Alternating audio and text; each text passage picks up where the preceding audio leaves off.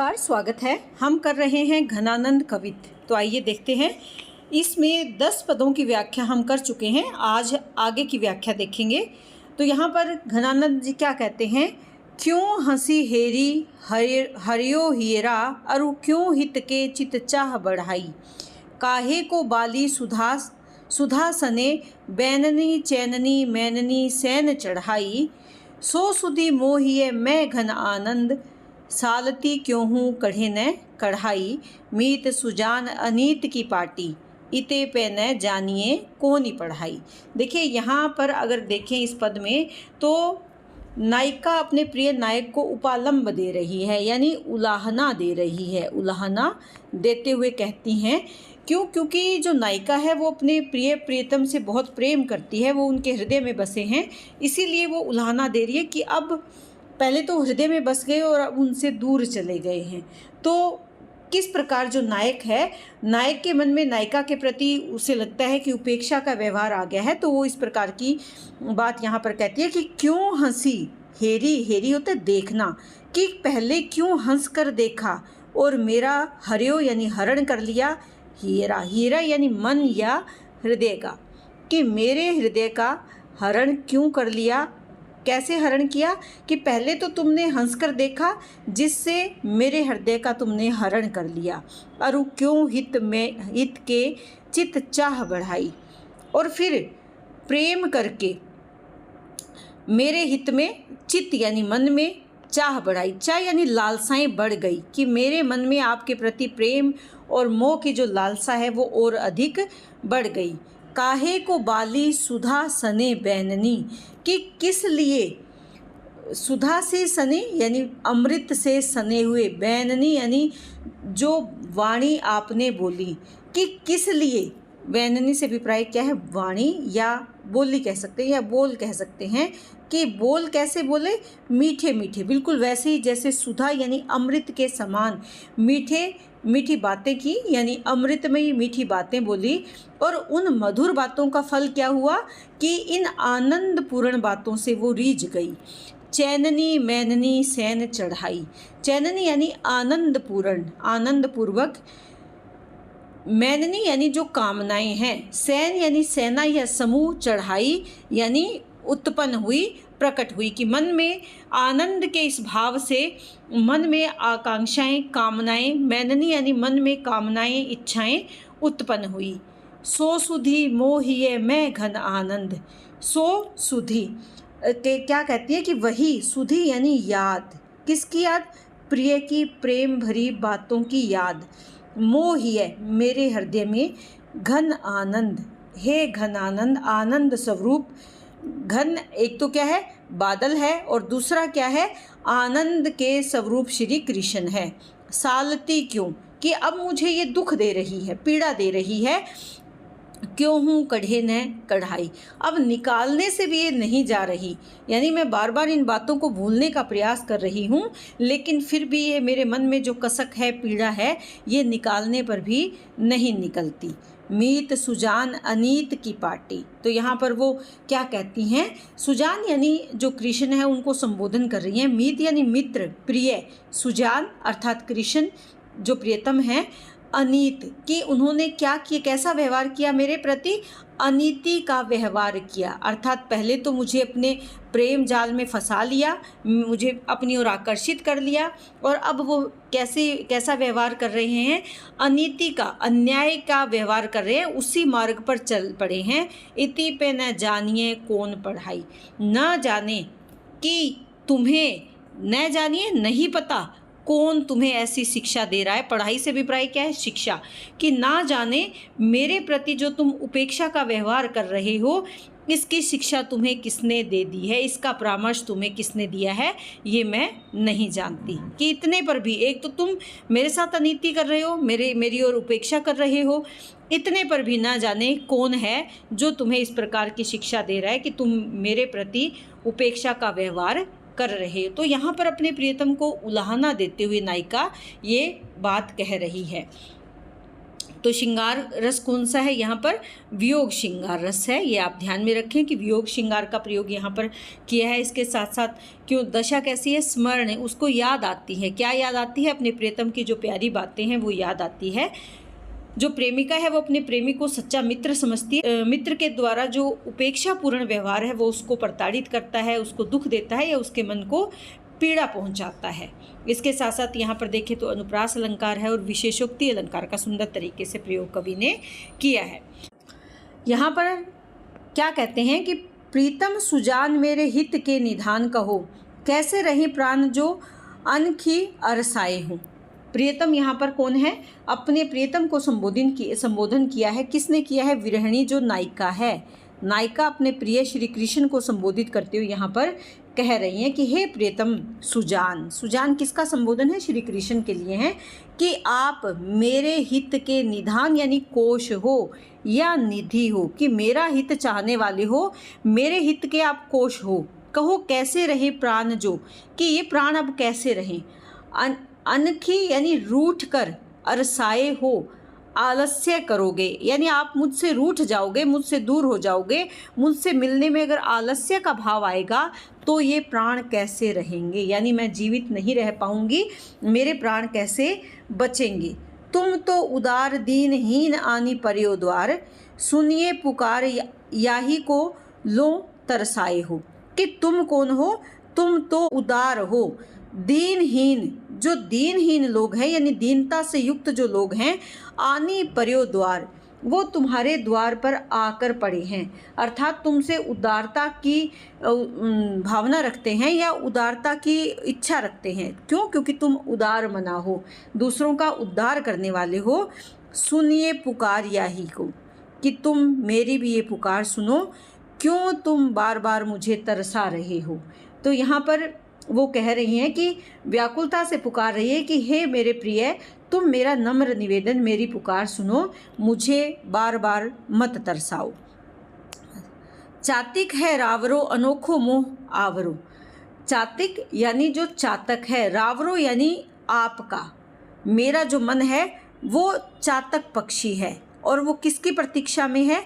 आपकी प्रतीक्षा में है। अनोखो मोह आवरो यानी मोह में व्याकुल है, वो आपके मोह में व्याकुल है। सुजान रूप बावरो बदन दरसाए हो। सुजान यानी जो कृष्ण है उनको संबोधन कर रही हैं कि वो आपके दर्शन प्राप्त करना चाहते हैं। सुजान रूप बावरो, बदन रूप बावरो यानी आपके रूप पर बावरो है, पागल है, मोहित है, आपके दर्शनों के अभिलाषा है। बदन दरसाए हो, बदन यानी मुख, वैसे तो वदन जो है वो इस तरह से लिखा जाता है, इसका अभिप्राय क्या होता है? मुख होता है, लेकिन यहाँ पर अपने मुख के दर्शन दो। क्यों? क्योंकि मेरा जो मन रूपी चातक पक्षी है वो आपके दर्शनों के लिए बेचैन है, व्याकुल है। विरह नसाए दया हिये में बसाए, आए हाय कब आनंद को घन बरसाए हो। कि विरह नसाई यानी नष्ट करने वाले, कि कब आप दर्शन दोगे और मेरा जो विरह है इस पीड़ा को कब नष्ट करोगे। दया हिये में बसाए, कि अपने मन में दया का भाव बसाकर, यानी मेरे प्रति दया का भाव बसाकर आप कब आएंगे और मेरे इस विरह को नष्ट करेंगे। कब आनंद को घन बरसाए हो, यानी कब आप आनंद के घन की वृष्टि करके मेरे मन को शांत करेंगे, या मेरे संताप को या मेरी विरह को कब शांत करेंगे। तो यहाँ पर जो नायिका है वो अपने आप को अपने मन को चातक पक्षी के समान समझती है और निवेदन करती है कि जो सुजान है यानी श्री कृष्ण है वो किसके समान है? बादल के समान है। जैसे ये कथा प्रचलित है कि चातक पक्षी केवल बादल की बूंद से ही अपनी प्यास को बुझाता है, तो यही भाव यहाँ पर कि मेरे दर्शनों की अभिलाषा कब समाप्त होगी? जब आप मुझे दर्शन दोगे। तो कब? हे घन आनंद स्वरूप श्री कृष्ण, आप कब मुझे दर्शन दोगे और कब आप आकर मेरी इस पीड़ा को, मेरे इस संताप को शांत करेंगे। तो यहाँ देखें तो मूल रूप से अगर देखें यमक अलंकार है, रूपक अलंकार है और अनुप्रास अलंकार का सुंदर तरीके से प्रयोग यहाँ पर किया गया है। अगला अगर देखें तो क्या कहते हैं, तब तो छवि पीव जीव है, अब सोचन लोकन जात जरे, हित पोष के तोष सुप्राण पले, बिल्लात महादुख दोष भरे, घन आनंद मीत सुजान बिना, सब ही सुख साज समाज तरे, तब हार पहाड़ से लागत है, अब आनी के बीच पहाड़ परे। तो यहाँ पर क्या कहती है नायिका, देखिए यहाँ दोनों तरह के भाव है, एक तो संयोग और दूसरा वियोग, यानी दोनों तरह की जो परिस्थितियाँ हैं, संयोग जब कृष्ण साथ थे और वियोग जब वो उनसे दूर चले गए हैं। संयोग में जो चीज़ें सुखदायी थी, वियोग में वही दुख का कारक बन गई हैं। इसी भाव को यहाँ पर वो कहती हैं कि तब तो छवि पीवत जीव है, तब कब, जब संयोगावस्था थी, आप मेरे साथ थे, छवि पीवत यानी सौंदर्य का पान करते हुए। किसके सौंदर्य का? श्री कृष्ण के सौंदर्य का पान किसने किया? जीव यानी मन। किसका मन है? नायिका का। लेकिन अब सोचन लोकन जात जरे, और अब उसी बातों को सोच सोच कर जो मेरा मन है वो जले जा रहा है, मेरा जो हृदय है वो तड़प रहा है। यानी एक समय था जब आप मेरे साथ थे, तब आपके सौंदर्य का पान किया, आपकी सुंदर जो लावण्य युक्त आपका जो सुहावना जो चेहरा है या उसके दर्शन किए तो वो सुखदायी था। लेकिन अब वही सब स्मरण करके मेरी जो स्मरण करते हुए मैं तड़प रही हूँ, या मेरे प्राणों की स्थिति बेहद खराब हो गई है, मेरे प्राण जल रहे हैं। हित पोष के तोष सुप्राण पले, हित यानी प्रेम के पोषण से, पोष यानी पोषण, प्रेम के पोषण से, तोष यानी संतोष से प्राण पले, यानी आपके दर्शन करके मुझे संतुष्टि मिल रही थी, और इसी से जो मेरे प्राण हैं वो पोषित हो रहे थे, पुष्ट हो रहे थे। बिल्लात महादुख दोष भरे, लेकिन अब जब आप मुझसे दूर चले गए हैं तो यही प्राण अब प्रिय के विरह में बिल्लात यानी व्याकुल हो रहे हैं और महादुख से भरे हुए हैं, यानी अत्यंत कष्ट का अनुभव कर रहे हैं। धन आनंद मीत सुजान बिना, सब ही सुख साज समाज तरे। हे घन आनंद, हे श्री कृष्ण। यहाँ पर देखिए दो अर्थ निकल रहे हैं, एक तो स्वयं कवि के लिए और दूसरा किसके लिए? श्री कृष्ण के लिए। कि मीत, मेरे मीत श्री कृष्ण के बिना इस जो भी सब ही साज समाज तरे, कि जितने भी समाज में जो सुख हैं वो सब मेरे लिए तुच्छ हैं, जो भी सुख के साधन हैं वो सब नष्ट हो गए हैं, यानी वो मेरे लिए तुच्छ हैं। तब हार पहाड़ से लागत है, अब आने के बीच पहाड़ परे। कि तब जब मेरे प्रिय मेरे साथ थे, तब जो माला है वो पहाड़ के समान प्रतीत होती है। तो यहाँ दोनों भाव को लिया गया है। यहाँ पर अगर देखें संयोगावस्था में जब दोनों का मिलन है तो ऐसे में वो माला उनको बाधा प्रतीत होती है, बाधा लगती है। लेकिन अब वो इतनी दूर चले गए हैं कि ऐसे लगता है कि जैसे अनेकों पहाड़ उनके बीच में आ गए हैं, यानी एक नहीं अनेकों पहाड़ उनके बीच में आ गए हैं।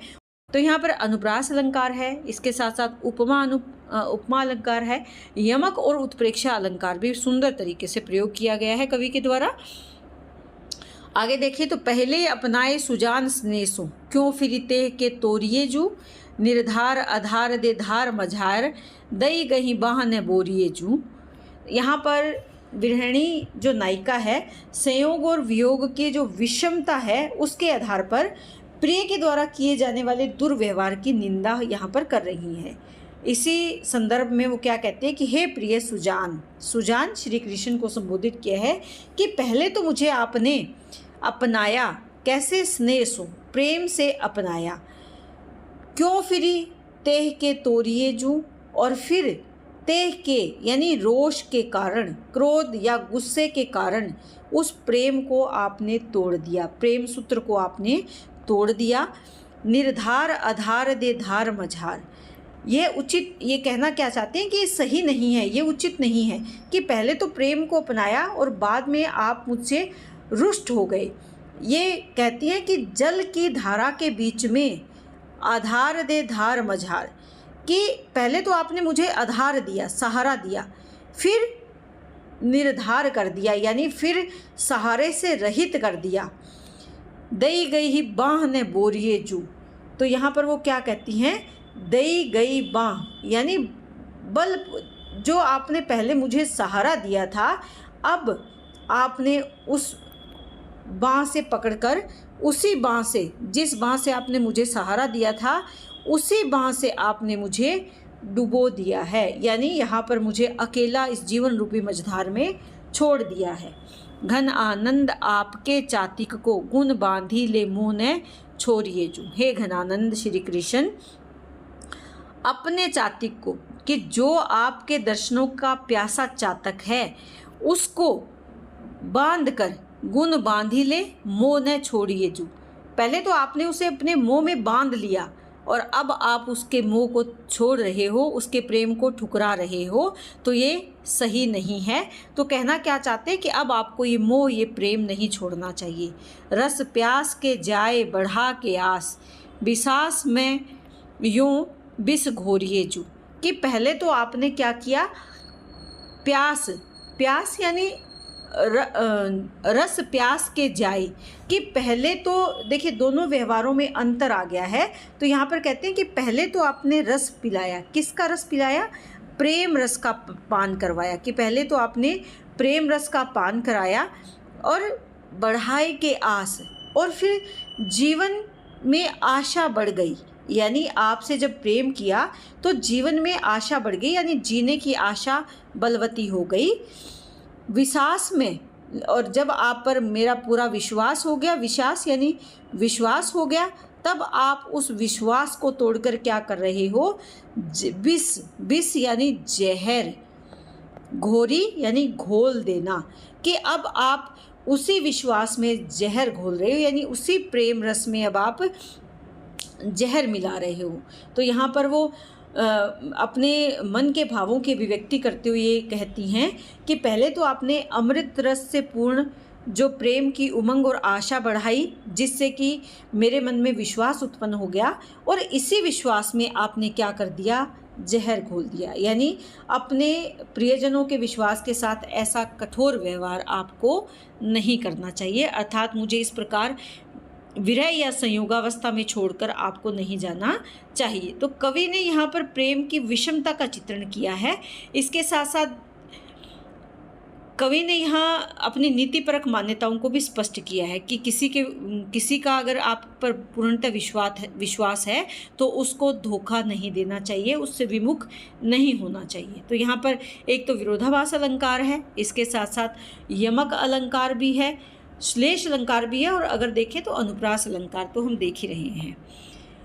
आगे क्या कहते हैं, रावरे रूप की रीति अनूप नयो नयो लागत, जो जो निहारिये त्यों इन आँखिन बानी अनोखी, अघानी कहूँ नहीं आनी तिहारिये। यहाँ पर रावरे यानी आपके रूप की, किसके रूप की, कृष्ण के सुंदर रूप की बात यहाँ पर वो कर रही हैं।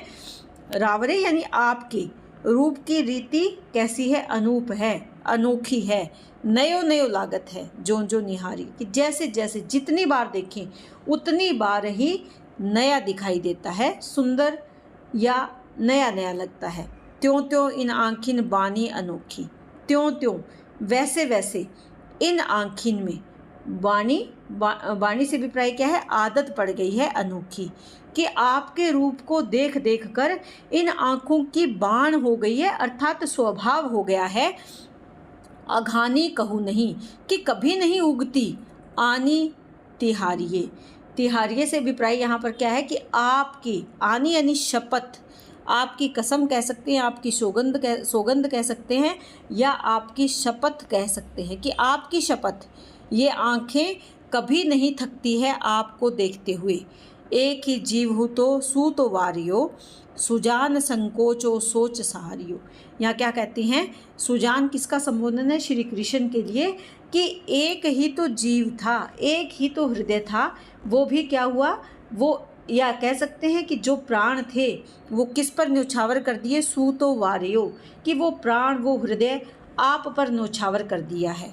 संकोच और सोच सहारिये, अब आप मेरे संकोच यानी जो मन में शंका का भाव है, सोच यानी चिंता, सहारिये यानी इसको सहारा दे, यानी मेरे मन में जो भी शंका, संदेह या डर का भाव है उसको आप सहारा दें, यानी उससे मेरा निवारण करें। रोकी रहे न दहे घन आनंद, बावरी रीझी के हाथन हारिए। तो यहाँ पर वो क्या क्या कहती हैं कि रोकी रहे न, कि रोकने पर भी रुकती नहीं है।